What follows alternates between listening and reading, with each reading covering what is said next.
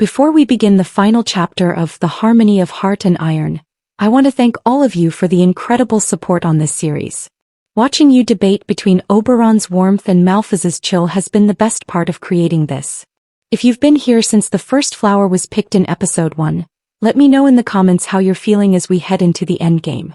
And if you're new, welcome. Subscribe now because the bargain is about to be settled. The Harmony of Heart and Iron.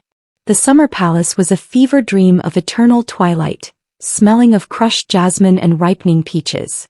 Elara moved through the corridors like a ghost, her fingers brushing the cold iron dagger hidden in her silk skirts.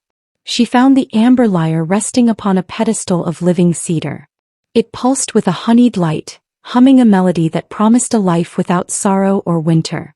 "It is a heavy weight for such small hands," a voice vibrated behind her. Elara spun around.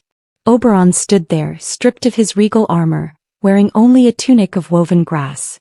His emerald eyes weren't filled with the usual playful mischief. They were shadowed with a profound, quiet sadness. "I know why you are here, Elara," he said softly, stepping into the lyre's glow. "The frost of the Unseelie follows you. I can smell the winter on your breath." "He will kill her, Oberon," Elara whispered, tears blurring her vision. "My grandmother. The debt is signed in my heart." Oberon reached out, his hand hovering near hers, careful not to touch the iron she carried. "Malphas does not want the lyre. He wants to prove that your human heart is as fickle as a summer breeze, that you would betray love to escape fear." "It isn't betrayal if I have no choice," she cried, the sob breaking from her chest. "There is always a choice in the Fae realms, though the price is often ourselves," Oberon replied. He took a final step forward, his glamour falling away entirely. Without it he looked weary, older than the stars, yet more real than he had ever seemed. "If you take the lyre, the summer court falls into a century of slumber. If you do not, the winter claims your blood." Elara looked from the golden prince to the glowing instrument. She thought of the white flowers that never wilted and the way Malphas's skin had hissed at the touch of her iron. She realized then that neither prince truly understood her. To them she was a prize or a pawn. But to her, they were the world she had come to love and fear in equal measure. She pulled the iron dagger from her bodice. Oberon flinched, his breath hitching. "I will not steal your music," Elara said, her voice steadying. "And I will not let the winter freeze my home." She didn't strike at him.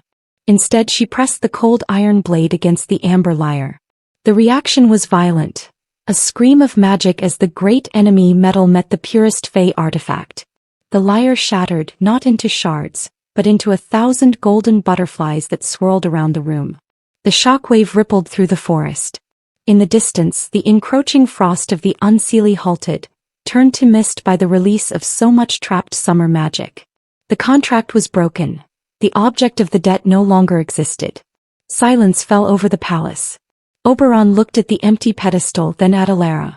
The iron dagger had snapped in her hand, leaving her palms red and stinging. "You destroyed the heart of my kingdom to save a soul that isn't yours," Oberon murmured, his voice thick with an emotion he hadn't felt in millennia. "I saved what mattered," she whispered. Suddenly the shadows in the corner shifted. Malphas stepped forward, his violet eyes wide. He looked at the golden butterflies, then at Elara's scorched hands. He reached out and for the first time he didn't bring frost.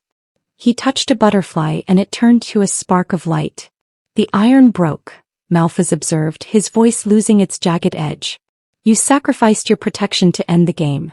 In that moment the two princes, Summer and Winter, looked at the mortal woman and saw something they could never possess: the ability to lose everything for the sake of another.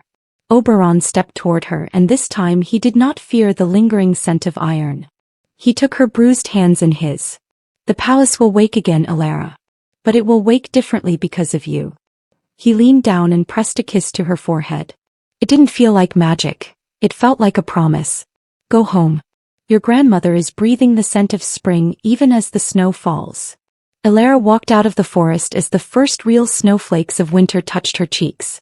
They didn't bite, they felt like soft, cool kisses. Behind her, the woods hummed, not with the trickery of the Seelie or the cruelty of the Unseelie, but with a new, ancient harmony. She had brought the only thing the Fae lacked: a love that was willing to break so that others could be whole. "Would you like me to create an image of the three characters?" Oberon, Malphas, and Elara, standing together at the moment the lyre shattered?